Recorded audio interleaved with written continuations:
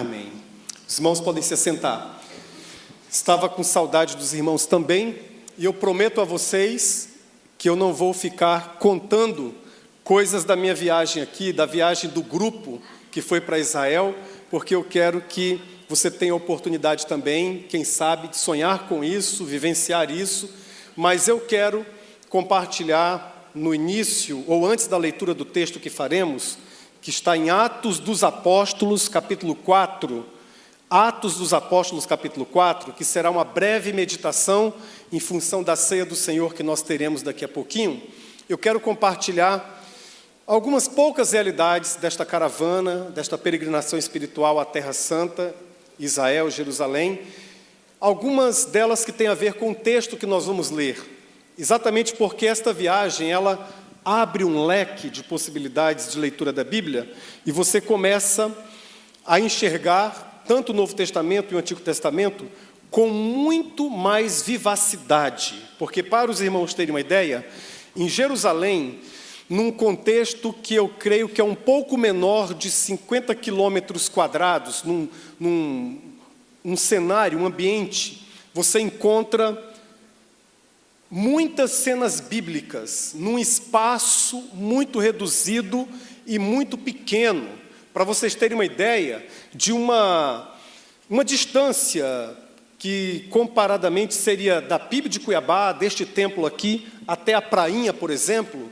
nós temos um recorte de pelo menos umas 8 cenas bíblicas. 8 cenas bíblicas. Uma delas, antes de entrar na Via Dolorosa, que é o espaço, a rua, a estrada por onde Jesus andou carregando a sua cruz, um pouco antes você tem uma muralha, que é chamada pelos judeus de Muro Ocidental. Para nós chamamos de Muro das Lamentações, que na verdade é um muro de arrimo, não é uma parede do templo destruído no ano 70 por Tito, mas é um muro de arrimo construído por Herodes. E eles vão ali, é a lembrança mais próxima que eles têm do templo judeu, destruído no ano 70. Ali pertinho você tem o lugar onde Jesus foi julgado e foi sentenciado injustamente.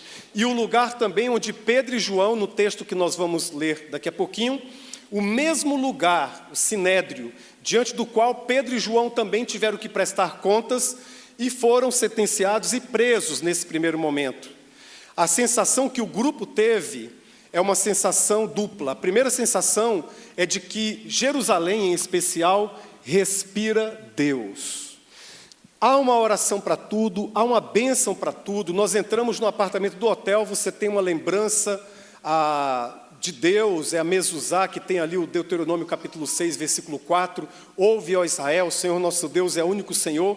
Também nas ruas, as crianças, os adolescentes, os adultos, os idosos, você tem uma sensação de que a cidade respira Deus. E a outra sensação também importante no grupo é que em alguns momentos você é tão real, você lê o texto bíblico, você imagina o texto bíblico, que você enxerga o texto bíblico numa ruína, numa rocha, num mar, que é o lago, na verdade, da Galileia, que nós chamamos de mar, mas é um lago, nas montanhas, no deserto, nas tamareiras no deserto.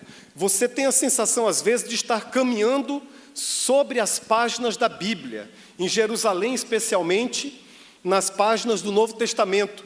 Mas aí você atravessa para o país vizinho, Jordânia, e você tem a sensação de ter entrado no mundo do Antigo Testamento. Você passa pelo Val de Jaboque, onde Deus mudou o nome de Jacó para Israel. Você chega num elevado, numa sequência de montanhas, de onde Moisés avistara a terra que mana leite e mel. E por falar nesta passagem de Deuteronômio, leite e mel, eu sempre tive a ideia na minha cabeça que mel era o mel de abelha. E lá em Israel eu descobri que não. O mel é o mel de tâmaras, o mel mais nutritivo do mundo. Moisés enxergou e Deus falou para ele, olha, ali tem terra que mana leite de cabra e mel, o mel da tâmara, e não o mel de abelha como eu imaginava ser e como nas minhas leituras eu cria ser o mel de abelha, mas não, é o mel de tâmaras. Então é uma riqueza cultural, uma riqueza espiritual. Na Jordânia a gente respira o Antigo Testamento, porque aquela região foi a região onde viveram Abraão, Arão, Moisés, os patriarcas viveram ali, e em Jerusalém você enxerga o Novo Testamento, e a última parte da viagem foi na Turquia, que é um outro país. Nós fomos exatamente na capital, Istambul, e uma cidade, eu não sei se é a capital, tá certo? É uma cidade, não vou lembrar se é, os excelentes aí em geografia e geopolítica me corrijam se for. É a cidade de Istambul, uma cidade linda, linda, linda, mas por que nós fomos lá? Eu acho que não é a capital. Por que nós fomos lá? Porque lá em Istambul é a expansão missionária. Lá a gente mergulha em Atos dos Apóstolos, porque é a expansão missionária do cristianismo. É Istambul, é aquela região da Turquia, não apenas Istambul, mas a região da Turquia. É na Turquia, por exemplo, que você vai encontrar também as páginas vivas do Apocalipse, porque é na Turquia que você vai encontrar as 7 igrejas da Ásia Menor. Então é uma viagem riquíssima, mas eu estou contando tudo isso, primeiro para dar um relatório pequeno para os irmãos, talvez o único, né? E depois, porque aqui em Atos capítulo 4, nós encontramos esses líderes espirituais da antiguidade, os líderes do povo judeu, diante dos quais Pedro e João compareceram. Nós vamos ler o texto, mas eu quero que você tenha essa ideia, essa imagem na sua cabeça. O lugar onde eles foram julgados e presos naquele contexto, é uma distância mais ou menos daqui do templo da PIB até a prainha. Até a prainha ali onde existia aquele relógio enorme, bonito ali, onde você entra para Mato Grosso. Essa distância pequena, esta distância diminuta. Eles foram sentenciados aqui, presos um pouco mais a uns 200 metros, e é essa passagem que nós vamos ler agora, tá bom? Atos capítulo 4. Atos capítulo 4. Acompanhe a leitura e depois eu vou pedir para você ler um versículo comigo. Eu vou revelar o versículo depois. Mas diz assim: enquanto Pedro e João falavam ao povo, chegaram os sacerdotes, o capitão da guarda do templo e os saduceus. Eles estavam muito perturbados porque os apóstolos estavam ensinando o povo e proclamando em Jesus a ressurreição dos mortos. Agarraram Pedro e João e, como já estava anoitecendo, os colocaram na prisão até o dia seguinte, mas muitos dos que tinham ouvido a mensagem creram, chegando o número de homens perto de 5.000. No dia seguinte, as autoridades, os líderes religiosos e os mestres da lei reuniram-se em Jerusalém. Estavam ali Anás, o sumo sacerdote, bem como Caifás, João Alexandre e todos os que eram da família do sumo sacerdote. Mais ou menos umas 28 pessoas. Fecha parênteses. Versículo 7. Mandaram trazer Pedro e João diante deles e começaram a interrogá-los. Com que poder ou em nome de quem vocês fizeram isso? Então Pedro, cheio do Espírito Santo, disse-lhes: autoridades e líderes do povo, visto que hoje somos chamados para prestar contas de um ato de bondade em favor de um aleijado, sendo interrogados acerca de como ele foi curado, saibam os senhores e todo o povo de Israel, que por meio do nome de Jesus Cristo de Nazaré, o Nazareno, a quem os senhores crucificaram, mas a quem Deus ressuscitou dos mortos, este homem está aí curado diante dos senhores. E este Jesus é a pedra que vocês, construtores, rejeitaram, e que se tornou a pedra angular. Não há salvação em nenhum outro nome, pois debaixo do céu não há nenhum outro nome dado aos homens pelo qual devamos ser salvos. Vendo a coragem de Pedro e de João, e percebendo que eram homens comuns e sem instrução, ficaram admirados e reconheceram que eles haviam estado com Jesus. E como podiam ver ali com eles o homem que fora curado, nada podiam dizer contra eles. Assim, ordenaram que se retirassem do sinédrio e começaram a discutir, perguntando: que faremos com esses homens? Todos os que moram em Jerusalém sabem que eles realizaram um milagre notório, que não podemos negar. Todavia, para impedir que isso se espalhe ainda mais entre o povo, precisamos adverti-los de que não falem com mais ninguém sobre este nome. Então, chamando-os novamente, ordenaram-lhes que não falassem nem ensinassem em nome de Jesus.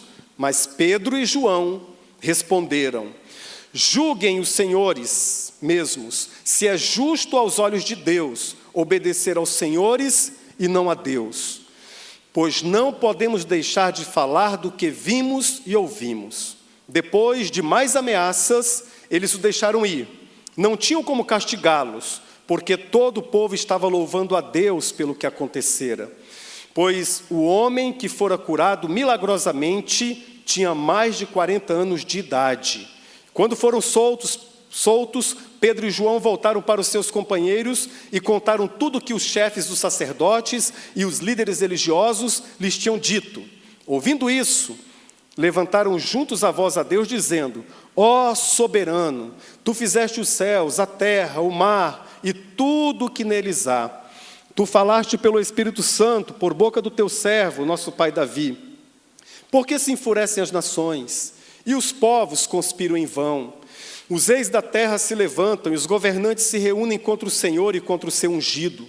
De fato, Herodes e Pôncio Pilatos reuniram-se com os gentios e com o povo de Israel nesta cidade para conspirar contra o teu santo servo Jesus, a quem ungiste. Fizeram o que o teu poder e a tua vontade haviam decidido de antemão que acontecesse. Agora, Senhor, considera as ameaças deles e capacita os teus servos para anunciarem a tua palavra corajosamente. Estenda a tua mão para curar e realizar sinais e maravilhas por meio do nome do teu santo servo Jesus. Depois de orarem, tremeu o lugar em que estavam reunidos e todos ficaram cheios do Espírito Santo e anunciavam corajosamente a palavra de Deus. Até aqui, convido você a ler comigo o versículo 20. Vamos juntos, bem fortes. Pois não podemos deixar de falar do que vimos e ouvimos. Mais uma vez. Pois não podemos deixar de falar do que vimos e ouvimos. Essa expressão, não podemos deixar de falar do que vimos e ouvimos, dá título à mensagem desta noite, que é sem calar. Eles proclamavam o evangelho e não permitiam que nada e nem ninguém calasse a voz de cada um deles. Sem calar. Não podemos, eles disseram, deixar de falar do que ouvimos e vimos. Nós somos testemunhas. Nós não podemos. E o sentido não é, nós não podemos porque somos obrigados. Aqui não é esse o sentido. É claro que cada um dos discípulos de Jesus, se você está aqui nesta noite, por exemplo, e já teve um encontro com o Senhor Jesus, se você já recebeu a Cristo como Senhor e Salvador da sua vida, e portanto você é um discípulo de Jesus, é claro que, por um lado, você tem sim a obrigação e o compromisso de falar do amor de Deus, de pregar o Evangelho para outras pessoas. É um compromisso de cada um dos discípulos de Jesus. Aliás, em 1 Coríntios capítulo 9, versículo 16, Paulo diz isso. Ai de mim se não pregar o Evangelho, porque é o meu compromisso, é o seu compromisso. Ah, se nós tivéssemos também este empenho do apóstolo Paulo, e se nós disséssemos vez ou outra para o nosso coração esta verdade: ai de mim, se não pregar o Evangelho. Mas em Atos, capítulo 4, versículo 20, não é a obrigação que Pedro está evocando. Não é este compromisso, conquanto verdadeiro, que Pedro está invocando para si. Pedro está falando de uma outra maneira, de um outro sentido. Pedro está dizendo, não podemos deixar de falar do que temos visto e ouvido, porque, na verdade, ele está explicando, nós não conseguimos nos conter. Nós não podemos, no sentido aqui, não porque somos obrigados, nós não podemos porque é mais forte do que nós, é maior do que nós, é muito maior do que nós. Quando nós somos dominados pelo Espírito Santo, nós queremos falar com outras pessoas, nós queremos compartilhar com outras pessoas. Nós recebemos esta coragem, citada 2 vezes aqui em Atos capítulo 4. Nós não ficamos tímidos, nós abrimos a boca e falamos com o vizinho, com o patrão, com o funcionário, com os amigos da repartição, com os amigos do futebol. Nós não podemos deixar de falar, é mais forte do que nós. É mais poderoso do que nós. Isso é tão intenso, é tão forte, que quando eu vejo, eu já estou comunicando, já estou falando, já estou expressando, já estou compartilhando a respeito de Jesus. Por isso que é sem calar. Só que, nesse contexto que lemos aqui em Atos capítulo 4, e também na vida e na história dos cristãos, há 3 realidades que tentam impedir você de falar. Há 3 coisas que tentam abafar a sua voz, e há 3 coisas que falam mais alto. E eu quero falar sobre essas 6 realidades, 3 negativas e 3 positivas. Sabe algo que tenta abafar a sua voz, e tentou abafar a voz dos primeiros discípulos, Pedro e João no caso aqui? A primeira coisa é a vanglória dos homens, a soberba dos homens. A vanglória, e o sentido aqui religioso. Atos capítulo 4, a partir do versículo 1, fala de algumas classes. Por exemplo, os sacerdotes, todos eles eram saduceus. Em Israel existiam 5 ou 6 partidos religiosos e políticos. 4 deles, ou 3 deles, melhor dizendo, são citados aqui na Bíblia. E nesse texto, um deles, saduceus. Tinha os fariseus que cuidavam da lei, os fariseus que cuidavam da regulação e da fiscalização da lei, mas tinham os saduceus. Os saduceus cuidavam do templo. Os saduceus eram sacerdotes. Dos saduceus surgiam também os sumos sacerdotes e o capitão do templo. Quem era o capitão do templo? Era o auxiliar imediato, chamado sargã, o auxiliar imediato do sumo sacerdote, que de acordo com a lei de Deus no Antigo Testamento, deveria ser um por vez, um sumo sacerdote por vez. Mas aqui no texto nós temos 2. Isso era uma configuração política que não estava na Bíblia, não estava na lei de Moisés, não estava na Torá, não estava no Antigo Testamento, mas eles deram um jeito, eles misturaram política, religião, politicagem, religião, e deram um jeito de conviverem ali conjuntamente 2 sumos sacerdotes, sendo que a lei preceituava apenas um por vez. Um era Anás, o outro Caifás, conviviam juntos ali. Mas onde está a vanglória? Está exatamente no contexto de que os saduceus faziam parte da classe rica da cidade. Os saduceus moravam, a maioria deles, em Jericó, que era uma cidade rica na época, era uma cidade de mansões na época. Os saduceus, eles mantinham uma boa convivência com Roma, eles não queriam desagradar o povo, ou melhor, não queriam desagradar os poderosos entre eles, mas também não queriam desagradar a Roma, porque Roma dominava a vida deles. De modo que Roma tinha muita tolerância com as outras religiões, mas não tolerava qualquer perturbação pública. E por conta disso, quando os saduceus, os sacerdotes, observaram que a porta do templo, isso você leu em Atos capítulo 3 na semana passada, a porta do templo, chamada Formosa, a porta do templo, já existia um mendigo que estava ali, ele era paralítico, ele estava pedindo esmolas. João e Pedro sobem para a oração, e quando encontra aquele paralítico, o paralítico olha nos olhos de Pedro e João, e o paralítico diz assim: dê-me uma esmola. Mas João e Pedro é o porta-voz, diz ao paralítico: nós não temos ouro e nem prata, mas o que temos, isto te damos. Em nome de Jesus, levanta e anda. E diz a Bíblia que aquele paralítico se ergueu, se firmou em seus pés e entrou saltitante no templo, com muita alegria no coração. Ele fora curado. Rapidamente isso se divulgou, porque o contexto, como eu disse, é de uma cidadela, é de um contexto muito pequeno. Isso se divulgou, se espalhou. Todos conheciam o paralítico à porta do templo. Aquela não era a primeira vez, mas bendito seja o nome do Senhor, fora a última vez que ele visitara aquelas escadarias do templo. Mas aquela não fora a primeira vez. Ele estava ali outras vezes, pedindo. Todos o conheciam muito bem. E quando ele é curado, aquela notícia se espalha. E a notícia da cura e do milagre não era isolada, isto é, não era um milagre por si só, não era uma propaganda do milagre, não era uma propaganda do tipo, venha para ser curado. Não, Deus realizara uma cura naquele homem, com poder, como um sinal para o início da evangelização de todos, a evangelização dos gentios. Era um símbolo de Israel que estava paralisado, um símbolo de Israel que estava à porta do templo, mas não tinha alegria, não tinha festa no coração, não tinha ânimo. Aquele homem paralisado à porta do templo representava Israel, de modo que quando o seu Messias chega, através da mensagem, da pregação de Pedro e João, aquele moço é curado, aquele moço com mais de 40 anos é curado, é restaurado, e ele entra no templo, o templo se transforma, a alegria, a festa. Ele não se preocupa com os protocolos, ele não se preocupa com a ritualística, ele não se preocupa com os costumes,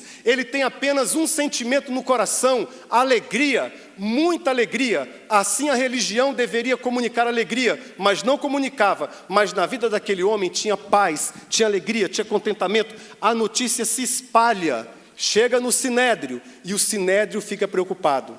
Ai, ai, ai, pensam eles os 71 membros do Sinédrio.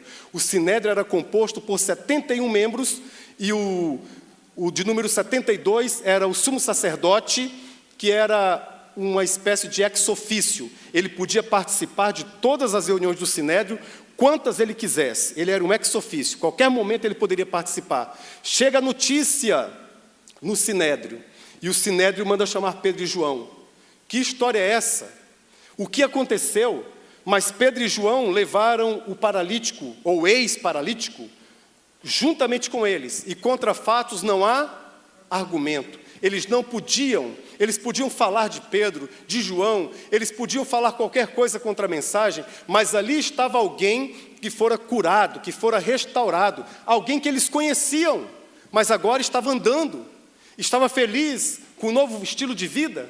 E eles tentaram de todas as maneiras impedir que o evangelho fosse adiante por causa desse sentimento de vanglória, a vanglória dos homens, a soberba. Eles queriam ficar bem com o povo, mas queriam ficar bem com a Roma. Eles queriam agradar o imperador romano, o governador romano na Judéia, mas queriam agradar também os seus compatriotas, especialmente os religiosos. E eles se enchiam de soberba e de vanglória.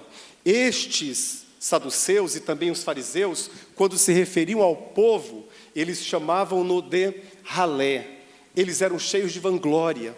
E a vanglória, muitas vezes, tenta impedir que as pessoas ouçam o evangelho. Talvez esta vanglória repouse como um pássaro no coração do seu marido. Ele não quer ouvir. Ele sabe que sua vida está mudada. Ele sabe que você está experimentando novas realidades, mas ele não quer ouvir. Talvez esta vanglória tome assento no coração de um filho, talvez no coração de um amigo, talvez no coração do seu professor na faculdade. Ele sabe que algo aconteceu na sua vida, ele sabe que você tem algo a dizer sobre Jesus, mas ele se enche de uma vanglória porque ele não quer perder o seu status. Ele não quer perder a sua posição.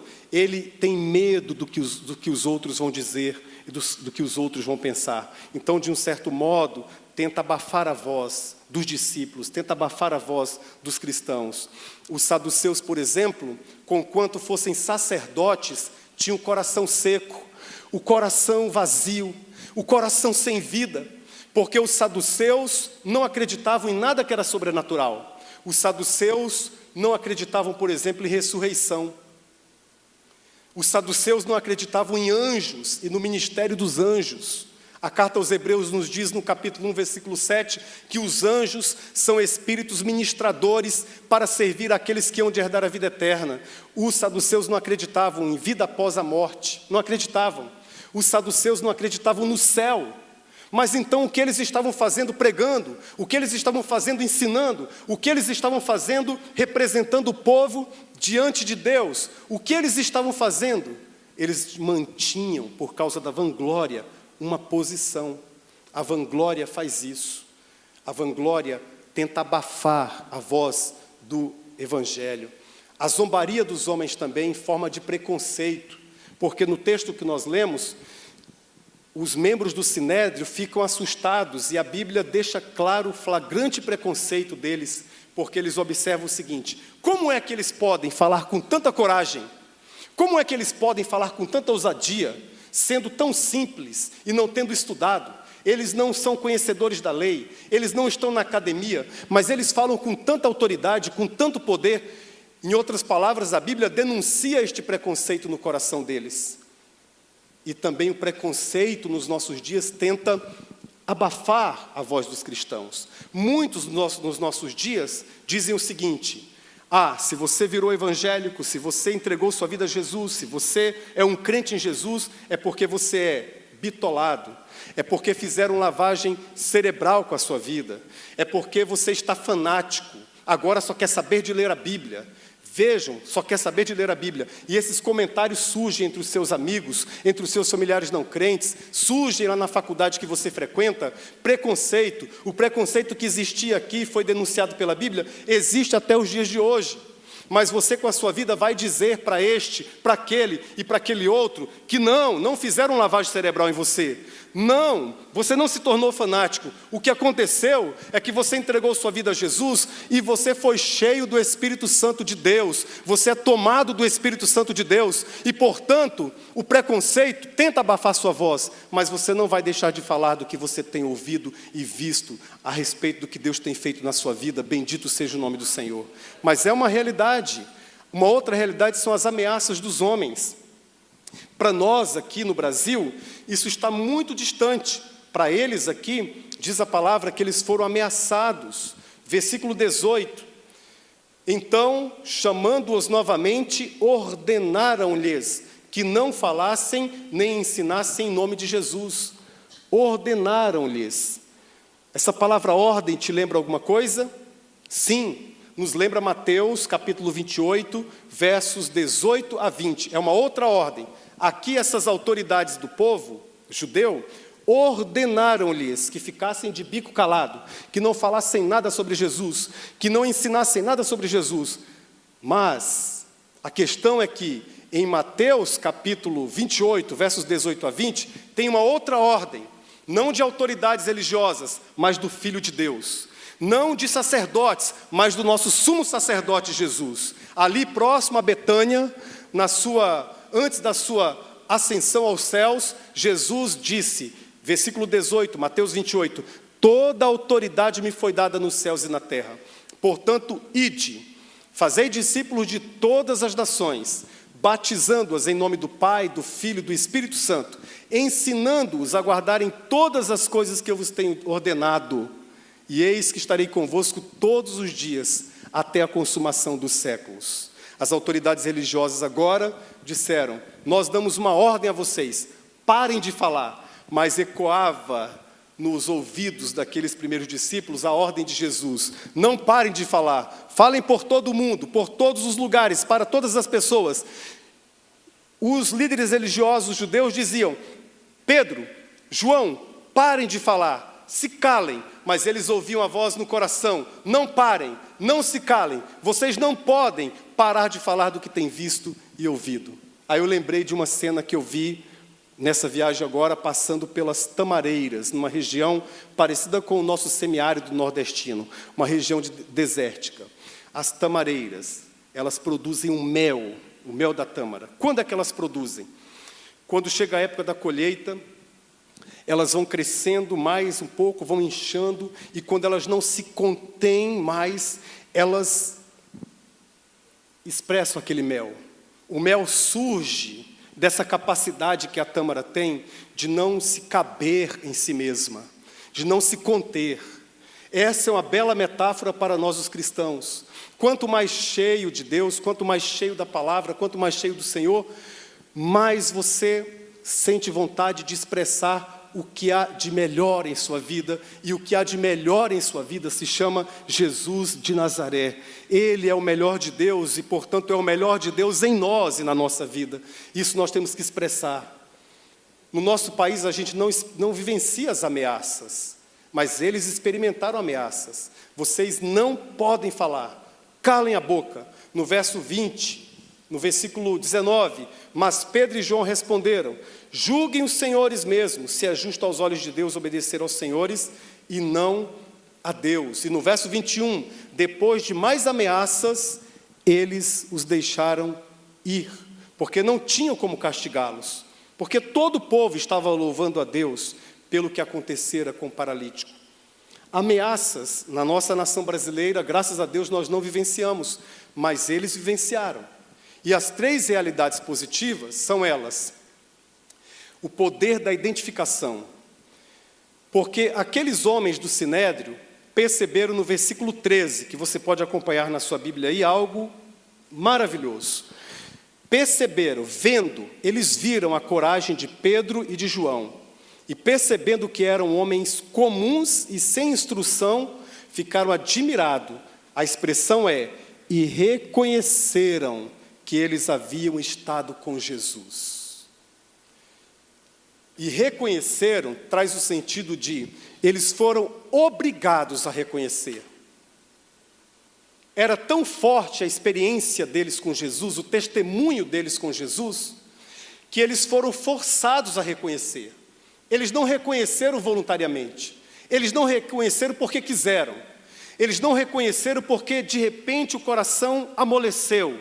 Eles não reconheceram porque de repente a consciência recebeu um toque de sensibilidade. Não, eles reconheceram porque foram forçados diante do testemunho, da identificação de Pedro e João com o Messias. Eles reconheceram que aqueles homens tinham estado com Jesus. A questão para você e para mim nesta noite é: as pessoas reconhecem Jesus em nós? As pessoas reconhecem, através do nosso testemunho, que nós estamos andando com Jesus, que nós estamos caminhando com Jesus. Os seus amigos, no seu trabalho de segunda a sexta, sabem que você é um cristão, sabem que você andou com Jesus e anda com Jesus. O seu pai sabe que você é de Jesus. A sua mãe, mesmo não gostando da igreja, mesmo não gostando de você ser um crente, a sua mãe é forçada a reconhecer que você anda com Jesus. Nós precisamos entender e tirar a poeira de uma doutrina antiga, irmãos, que está muito empoeirada, que é a doutrina do testemunho. Cada um de nós tem que dar um bom testemunho enquanto discípulo de Jesus. O cristão tem que falar de um jeito diferente. Esse aqui diz palavrões. Você não fala palavrões, você é de Jesus. Não é legalismo, é porque você é de Jesus. E as pessoas são forçadas a reconhecer que você anda com Jesus. Este aqui faz rolos, negócios escusos. Você é crente, você não faz, e as pessoas vão ser obrigadas a reconhecer que você é diferente. Esse daqui não ama, tem ódio no coração. Esse daqui é cristão, ele ama as pessoas, mesmo as pessoas que pensam diferente, mesmo as pessoas que não têm a mesma fé. Ele ama, ele respeita, ele ora, ele ajuda, ele caminha outra milha. Esse daqui se veste de uma maneira comprometedora, completamente fora dos padrões. Esse daqui, porque ele é de Jesus e é templo do Espírito Santo, ele se preocupa com a vestimenta, ele se preocupa em como vai se portar. Esta daqui usa o seu corpo e sabe que suas roupas são ornamentos para atração. Esse daqui sabe que suas roupas são ornamentos para adoração. É diferente. É o poder da identificação, porque você já tem o Espírito de Deus, você é selado com o Espírito Santo de Deus, você tem uma marca da promessa, você tem uma marca do Espírito. Mas quão maravilhoso será se as pessoas que falam mal do Evangelho, que falam mal da igreja, serem forçadas a admitir que você é diferente. e você ouvir coisas do tipo, olha, eu conheço uma porção de crentes aí que não estão levando isso muito a sério, mas quanto a você, eu tenho que admitir, mesmo não gostando, eu tenho que admitir que você anda com Jesus, que você anda com Jesus. Agora, deixa eu dizer algo para você, se você andar com Jesus de fato, você não tem que se preocupar com nada disso que eu falei, porque é uma mudança de dentro para fora, e aos pouquinhos, não é tudo de uma vez, aos pouquinhos o Senhor vai transformando a sua vida, aos pouquinhos o Senhor vai mudando, aos pouquinhos o fruto do Espírito vai se estabelecendo e vai se espalhando em sua vida. Aos pouquinhos, você vai estar mais parecido com uma tâmara que expõe o melhor que há em você. E o melhor que há em você é Jesus de Nazaré, é o Senhor. O poder da identificação, mas há o poder da convicção também. Nos versos 19 e 20, especialmente, nós enxergamos isso. Pedro e João responderam, senhores, julguem a vocês mesmos, se é justo aos olhos de Deus obedecer aos senhores e não a Deus, pois não podemos deixar de falar do que vimos e ouvimos. Lamentamos, senhores. Há duas ordens. Há uma ordem que nos foi dada em Betânia. Vão por todo mundo e falem. E há a sua ordem agora, dizendo não falem. Entre o não falem e o falem, nós ficaremos com a proclamação, porque nós não podemos deixar de falar. Nós não podemos. Eles tinham uma convicção espiritual muito genuína. E qual era a mensagem que eles proclamavam? Era uma mensagem dupla. A primeira delas é, Jesus está vivo. Vocês, com seus pecados, se uniram aos romanos e crucificaram o Senhor dos Senhores. Crucificaram o autor da vida. O túmulo não pôde detê-lo, não pôde segurá-lo. O túmulo não conseguiu segurá-lo. A morte não conseguiu, com todas as amarras, prendê-lo. Ele venceu a morte. Vocês crucificaram, mas ele está vivo. Essa mensagem perpassa todo o cristianismo primitivo. Jesus morreu segundo as Escrituras, foi sepultado segundo as Escrituras, mas ressuscitou ao terceiro dia segundo as Escrituras, está sentado à destra de Deus e um dia voltará para julgar esta terra. Bendito seja o nome do Senhor. Mas a segunda parte desta mensagem está aqui no versículo 12. Não há salvação em nenhum outro, pois debaixo do céu não há nenhum outro nome dado aos homens pelo qual devamos ser salvos. Não há salvação em nenhum outro, salvação só em Jesus. E esta mensagem aqui traz muitos problemas, trouxe muitos problemas para eles. Mas vejam a lógica e a inteligência desta mensagem. Alguém vai dizer que todos os caminhos levam a Deus. Não importa se você segue esse caminho, vamos imaginar isso aqui como um caminho. Não importa se você segue este caminho, ou quem sabe este caminho, ou talvez este caminho aqui. Não importa. O importante é que todos os caminhos levam a Deus. Pedro disse, de jeito nenhum, não há salvação em nenhum outro, pois debaixo do céu não há nenhum outro nome dado aos homens por Deus, pelo qual devamos ser salvos. Vejam a lógica. Imagine os senhores que Jesus, lá no Getsêmani, a propósito, nós conhecemos este lugar, o horto do Getsêmani, o horto da oração. Lá no Getsêmani, diz a Bíblia que ele suou gotas de sangue. A sua angústia era tamanha. Ele mesmo compartilha com os discípulos da sua angústia. Ele diz, eu estou agoniado até a morte. Ele suou sangue por você e por mim. E lá, no jardim do Getsêmani, lá, sozinho diante de Deus, mas adentro do Getsêmani, ele se prostra e ele ora ao Pai assim, Pai, se for possível, afasta de mim este cálice. Que cálice era este? Era sua morte sacrificial, sua morte vicária, sua morte substitutiva, a sua morte pelos nossos pecados, sim, pelos seus e pelos meus pecados, e os pecados de todo o mundo. Ele pede ao Pai, Pai, o Pai amoroso, se for possível, em outras palavras, se tiver outro jeito, se tiver outra maneira pela qual os homens devam ser salvos, então não deixe eu ir para a cruz. Não deixe eu ir para a cruz, se houver uma outra maneira. Todavia não seja feita a minha vontade, mas a tua vontade. Eu pergunto, Jesus foi para a cruz ou não? Então a lógica dessa questão é que não há outra maneira. Seria ilógico e colocaria Deus numa situação muito difícil e muito complicada. Imagina se Deus falasse para nós o seguinte: olha, todos os caminhos trazem você a mim. Você pode seguir esse caminho, esse caminho, ou pode também seguir o caminho do Cristo crucificado. Todos os caminhos trazem minha presença. Imagina a lógica disso. Esse caminho ninguém precisou morrer. Nesse caminho também ninguém precisou morrer. Nesse caminho outro também ninguém entregou a vida por você. E nesse caminho ninguém foi à cruz. Igualmente nesse, em todos os caminhos religiosos, ninguém precisou morrer por você e por mim. Mas no caminho da Bíblia, no caminho que Pedro está pregando, Jesus precisou morrer e morte de cruz. Imagina Deus, se fosse possível chegar a Ele através de outros caminhos, por que Ele permitiria o sacrifício do seu próprio filho? Eu não conseguiria crer num Deus desses. Você não conseguiria acreditar num Deus desses. Mas por que nós cremos? Por que nós confiamos? Porque não há salvação em nenhum outro, pois debaixo do céu não há nenhum outro nome dado aos homens pelo qual devamos ser salvos. Nós sabemos que isso é verdade, porque o Espírito testificou no nosso espírito. Nós sabemos que isso é verdade, porque com os olhos da fé nós encontramos o nosso Senhor machucado, ferido, chorando e gotejando suor de sangue por você e por mim. Nós confiamos neste caminho, porque nós enxergamos com os olhos da fé o Messias carregando uma pesada cruz até o Gólgota, até o Monte Caveira. Nós confiamos neste caminho porque o Espírito Santo de Deus diz: não há salvação em nenhum outro. Nós já tentamos outros caminhos, nós já tentamos outras avenidas, nós já tentamos outros jeitos.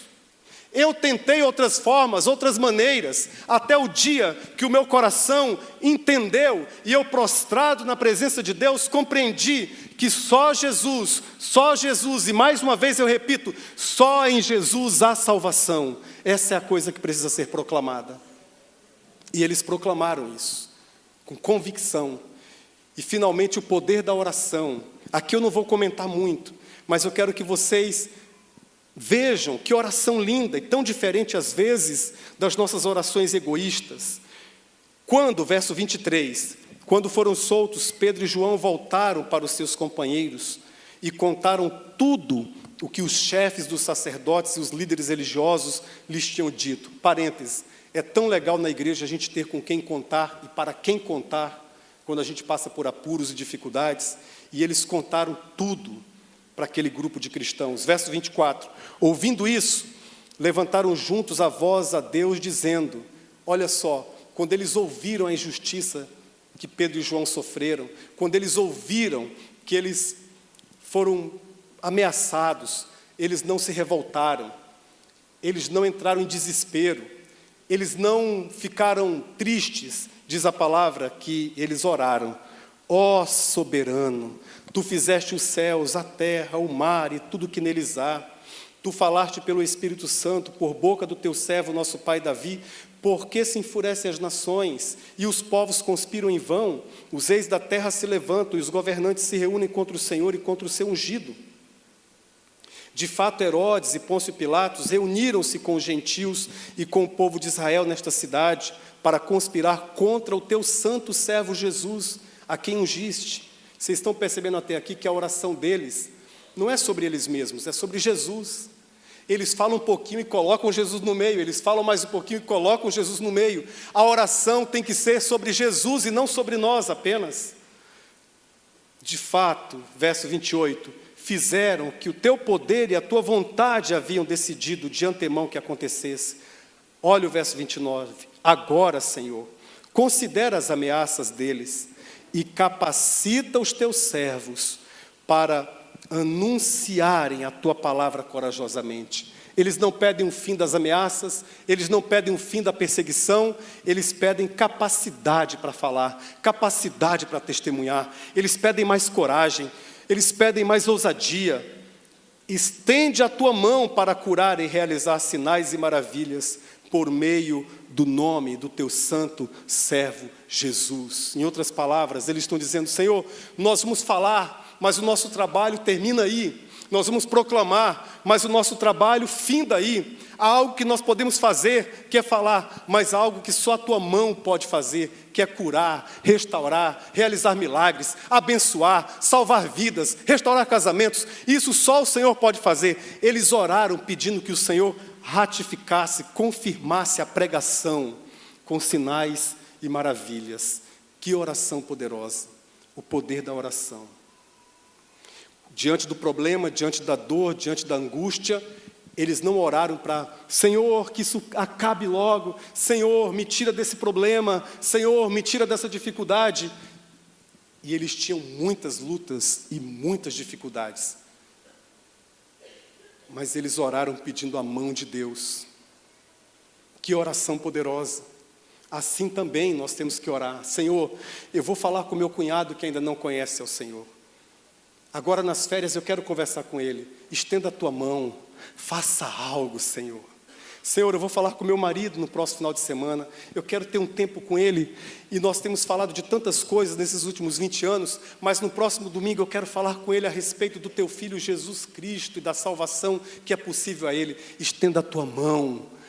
Ó Espírito, quando eu olhar para ele, olhe através de mim. Quando eu falar com ele, fale através de mim. Quando eu tocar nele, toque através de mim. Estenda a tua mão enquanto eu falar. Realiza os teus milagres. Eu vou abrir a boca, mas tu colocarás a tua mão dos céus e tu farás a obra completa que só o Senhor pode fazer.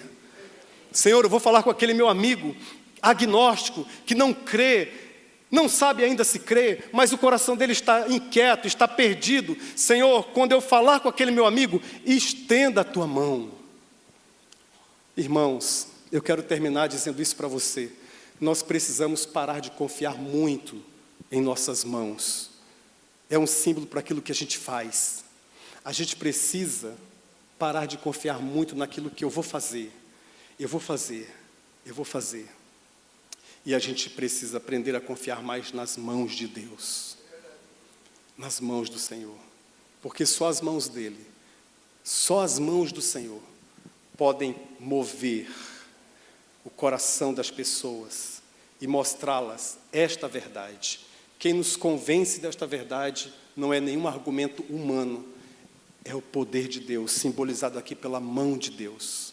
Você pode falar durante 5 anos, mas quando o Senhor colocar a mão no coração da sua namorada, ela vai se render aos pés do Senhor Jesus. Quando eles oraram, diz a Bíblia, eu gosto desse texto, que a casa tremeu. E eu peço a Deus: Senhor, quando eu orar, mesmo que a sala da minha casa não trema, mesmo que o meu quarto não trema, Senhor, quando eu orar, mesmo que o quintal da minha casa não trema e o chão se trema todo, Senhor, quando eu orar, mesmo que a estrutura da minha casa não trema, que o meu coração estremeça diante do Senhor. Quando eu orar, que eu tenha uma consciência tal da tua presença, que o meu coração trema diante da tua presença. Quando eu orar, faça algo, bendito seja o nome do Senhor. Feche seus olhos, meu irmão. Nós vamos receber a ceia do Senhor neste momento. Eu quero chamar os irmãos, diáconos, os pastores para estarem aqui comigo. Nós vamos receber os 2 elementos a uma só vez. Você vai examinar sua consciência agora, enquanto a gente se prepara. Se Deus trouxer ao seu coração alguma questão, apresente-a diante do Senhor. Peça perdão, erga a cabeça e participe da ceia. Porque o texto bíblico diz: examine-se e coma, examine-se e beba do cálice.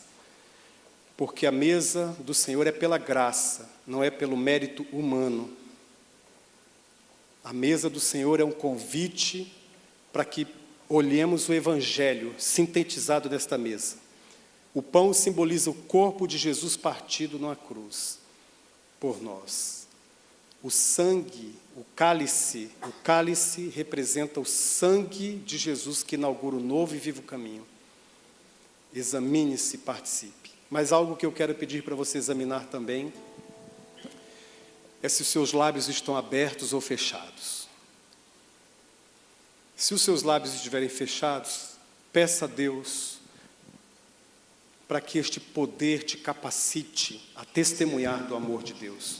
Há pessoas que querem ouvir o que você tem a dizer sobre Jesus. Talvez você pense que não. E a minha experiência cristã é que as pessoas improváveis são as que querem ouvir.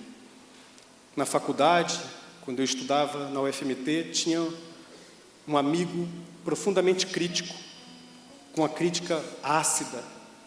Ele se dizia agnóstico.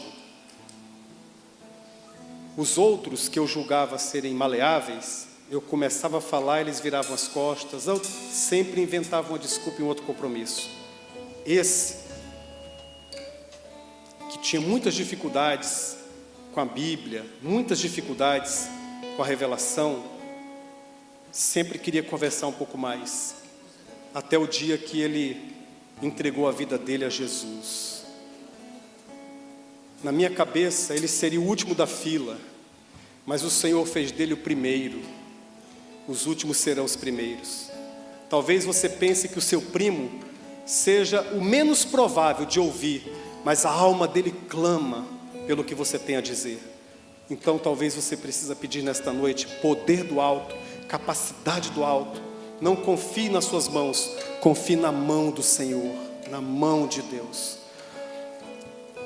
Durante a ceia nós vamos entregar os 2 elementos a uma só vez. Então deixa eu instruir.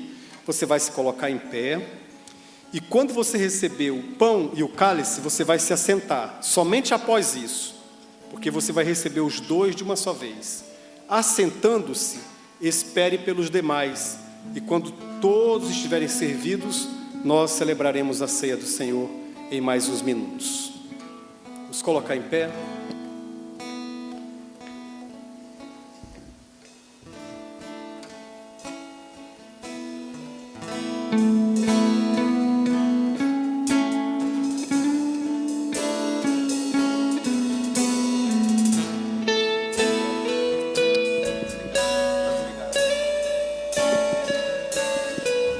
Teu sangue leva-me além, a todas as alturas, onde eu ouço a tua voz, fala de tua justiça pela minha vida. Jesus, este é o teu sangue.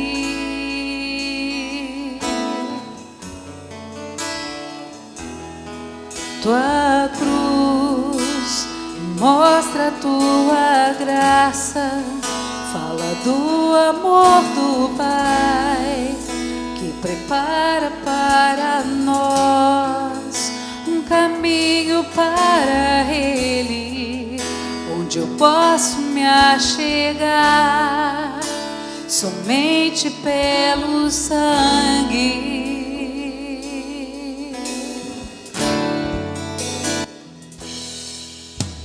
Tua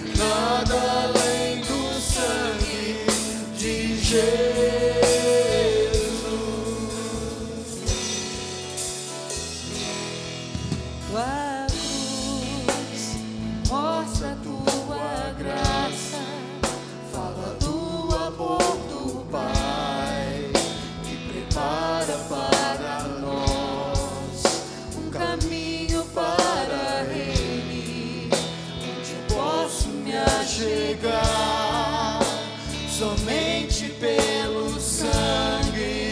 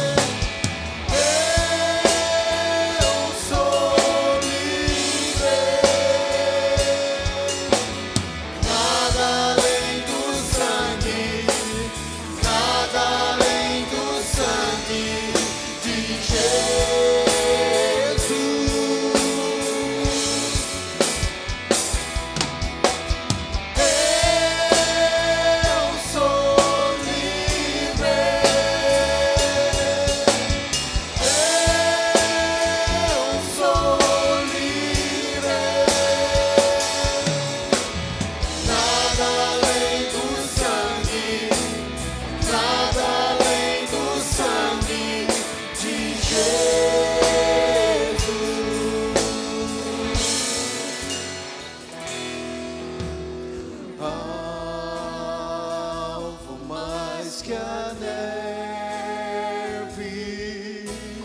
alvo mais que a neve. Sim, nesse sangue lavado,